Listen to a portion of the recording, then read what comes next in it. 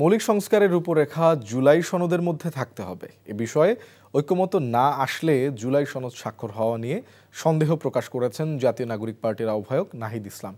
সকালে জামালপুরে জুলাই অভ্যুত্থানে শহীদ পরিবারের সদস্যদের সাথে দেখা করে তিনি এসব কথা বলেন।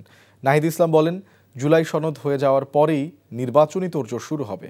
নির্বাচনের আগে অবশ্যই লেভেল প্লেইং ফিল্ড নিশ্চিত করতে হবে। শহরের গেটপার এলাকা থেকে এনসিপির পদযাত্রা শুরু হবে।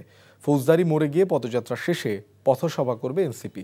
জামালপুরে অনুষ্ঠান শেষে ময়মনসিংহে যাবেন এনসিপির নেতারা।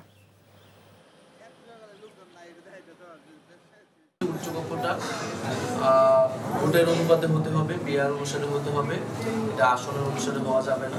তো সেই বিষয়ে ঐক্যমত না আসলে এই জুলাই সনদ স্বাক্ষরিত হবে কিনা সেটা নিয়ে আমাদের সন্দেহ আছে।